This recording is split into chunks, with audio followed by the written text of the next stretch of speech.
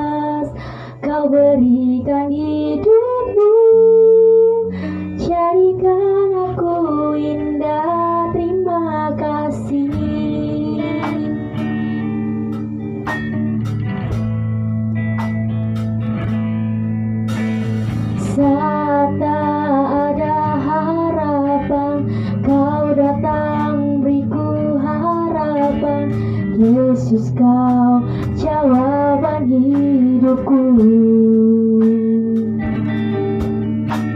Saat tak ada tujuan, kau datang tunjukkan ku jalan, tunjukkan ku jalan. Terima kasih buat cintamu yang tanpa batas. Kau berikan hidupmu, jadikan ku berharga. Terima kasih buat cintamu yang tanpa batas. Kau berikan hidupmu, jadikan aku indah. Terima kasih. Terima kasih buat cintamu yang tanpa batas. Kau berikan hidupmu, jadikan ku berharga. Terima kasih buat cintamu yang tanpa batas. Kau berikan hidupmu, jadikan aku indah. Terima kasih. Kau berikan hidupmu, jadikan aku indah. Kau berikan hidupmu, jadikan aku indah. Terima kasih. Terima kasih Bapa, Kaulah yang baik. Terpujilah namamu, Yesus. Haleluya, haleluya. Kami berterima kasih buat kasih setiamu.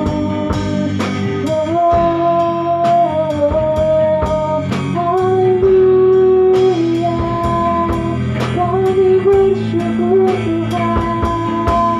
Kaulah yang baik. Haleluya, Kaulah yang besar. Terima kasih Tuhan. Haleluya.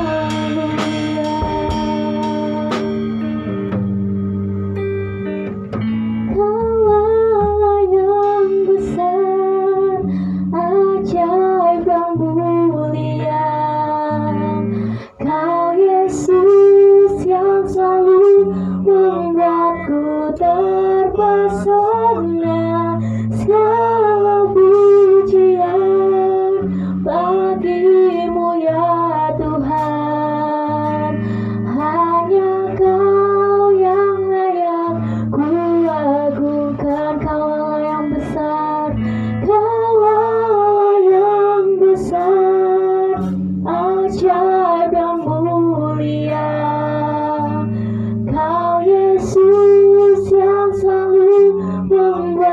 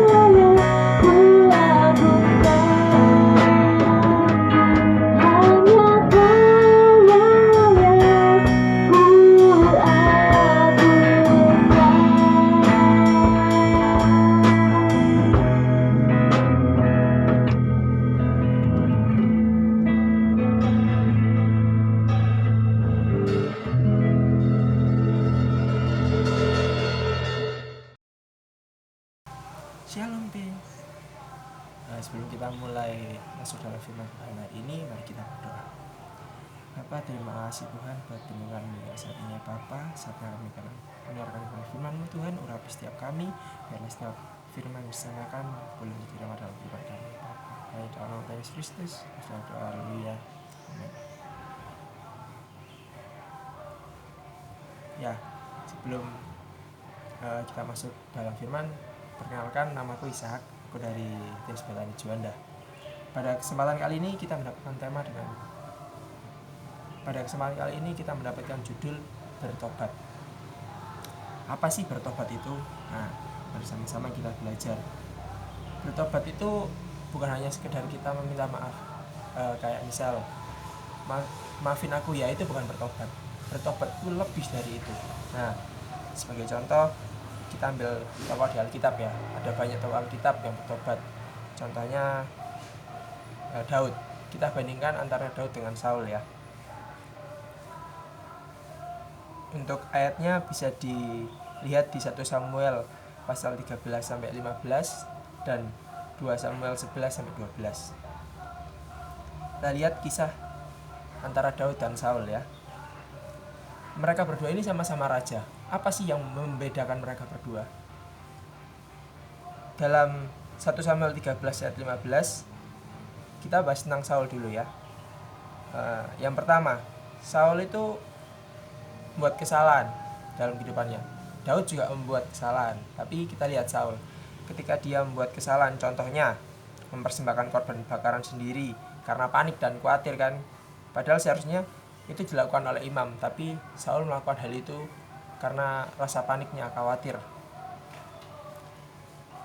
Lalu setelah melakukan itu, Saul gak bertobat.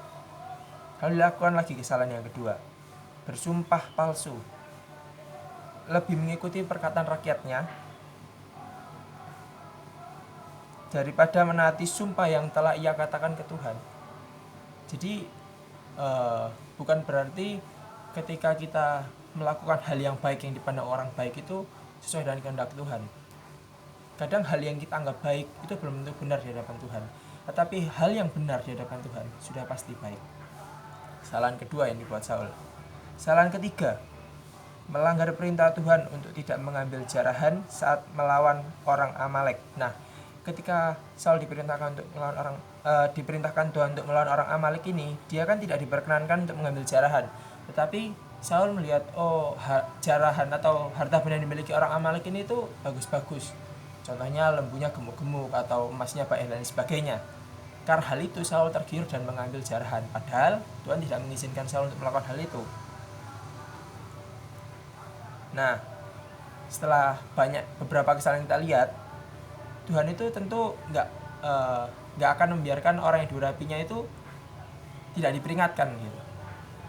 Kan Saulnya juga diurapi langsung ya oleh Samuel atas perintah Tuhan. Tuhan itu berkali-kali memperingatkan Saul melalui nabinya Samuel ini bahwa Saul itu Samuel ini memperingatkan Saul untuk bertobat kepada Tuhan. Dan pertobatannya ini bukan hanya tobat kumat gitu terus enggak, tapi melakukan pertobatan yang sungguh-sungguh, di mana dia mau berubah sungguh-sungguh mengikuti jalan Tuhan. Tetapi Saul enggak melakukan hal itu.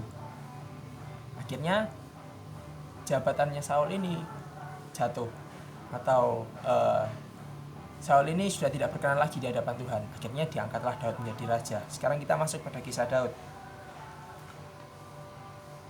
Daud itu kan orang yang kita kenal itu sebagai pahlawan. Dia berhasil mengalahkan Goliat. Dia orang yang berkenan di hadapan Tuhan. Kehidupannya sehari-hari bermazmur, memuji Tuhan, gitu ya. Tapi jangan salah, orang seperti Daud pun bisa jatuh dalam dosa. Dosa apa sih yang dilakukan Daud? Contohnya, Daud menginginkan Batseba sehingga ia mengirim Uria, suami dari Batseba ini, untuk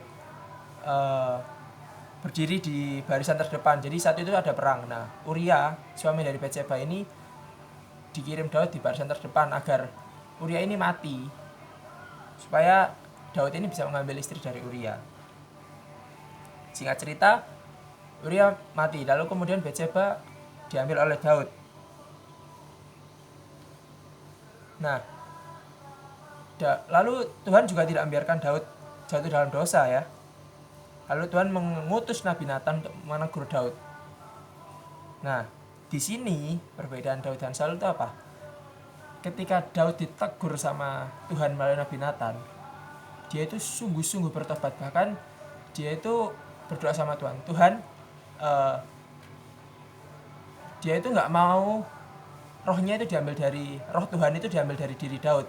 Dia nggak peduli semua harta benda semuanya itu diambil sama Tuhan, tapi jangan rohnya Tuhan itu hilang dari Daud. Itu loh bedanya Daud sama Saul. Nah, pertobatan yang dilakukan Daud itu sampai berkenan di hadapan Tuhan, dan Daud itu tidak menjadi orang yang seperti Saul. Dia tetap berkenan di hadapan Tuhan walaupun dia membuat kesalahan seperti itu ya. Nah,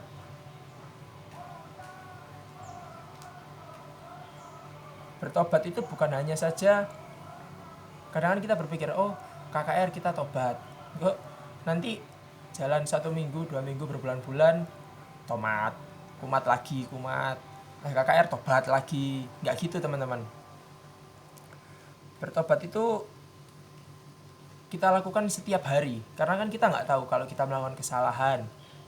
Misal kita nggak sengaja nih melakukan hal yang salah, terus kita nggak tobat, terus malamnya kita tidur nih, tahu-tahu besok kita udah dipanggil Tuhan. Posisi kita ketika kayak gitu di mana kita? Surga kah atau neraka? Kita melakukan kesalahan nih, tentu saja nggak mungkin surga kan, apalagi kesalahan itu belum beres. Nah, makanya itu diperlukan untuk melakukan pertobatan setiap hari. Nah, bertobat ini itu bukan cuma Tuhan ampuni aku, enggak. Bertobat itu ada 3 hal yang harus kita lakukan. Pertama, ketika kita bertobat itu kita harus mengakui kesalahan kita.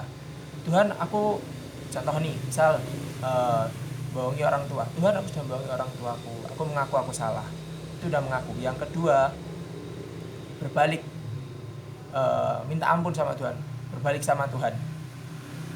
Iya Tuhan, aku sudah melakukan hal salah. Ampuni aku ingin berbalik kepada Engkau. Yang ketiga, kita sudah mengakui, sudah minta ampun dan berbalik sama Tuhan. Yang ketiga, kita jangan mengulangi dosa itu lagi. Ya, kita tahu kita manusia, kita bisa jatuh dalam dosa, bahkan dosa yang sama. Tetapi ketika kita sungguh-sungguh bertobat, dosa yang kita lakukan itu tidak akan kayak misal berbohong terus tiap hari berbohong, enggak. Pasti akan ada perubahan, walaupun enggak semudah membalikan tangan. Pasti ada proses yang dilakukan, tapi sungguh-sungguhlah dalam menjalani pertobatanmu, karena Tuhan pasti akan melakukan hal yang besar, dan Tuhan juga pasti menolongmu dalam menjalani pertobatan itu.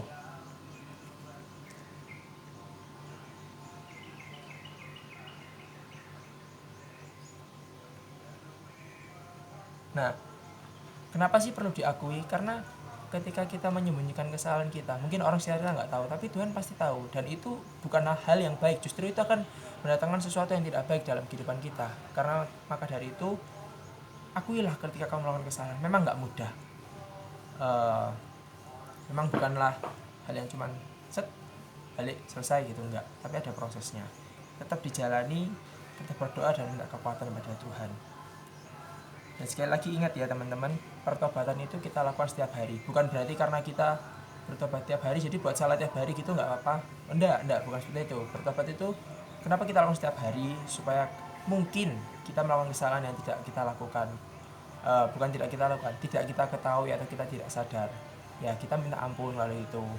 Dan andai kata ketika kita habis melakukan kesalahan, kita tidur terus kita dipanggil, kan setidaknya posisi kita sudah beres. Kita tidak simpan dosa, kita tidak simpan dendam, tidak simpan kesalahan dan lain-lain. Jadi bertobat itu bukan hanya di KKR ya. Oke, mungkin itu sedikit sharing firman dari saya. Mari kita sama-sama tundukkan kepala, kita berdoa. Ya Bapa, terima kasih Tuhan atas sharing firman-Mu pada hari ini ya Bapa. Biarlah firman yang singkat ini boleh menjadi berkat bagi setiap anak-anak-Mu ya Bapa. Biarlah firman-Mu ini boleh menjadi rema dalam kehidupan setiap kami, dan kami boleh melakukan firman ini dalam kehidupan kami sehari-hari ya Bapa. Terima kasih Bapa, teruslah berbicara kepada kami ya Bapa, yang dalam nama Yesus Kristus kami berdoa, haleluya, amin. Terima kasih teman-teman yang sudah mengikuti ibadah hari ini dari awal sampai akhir. See you next time and God bless you.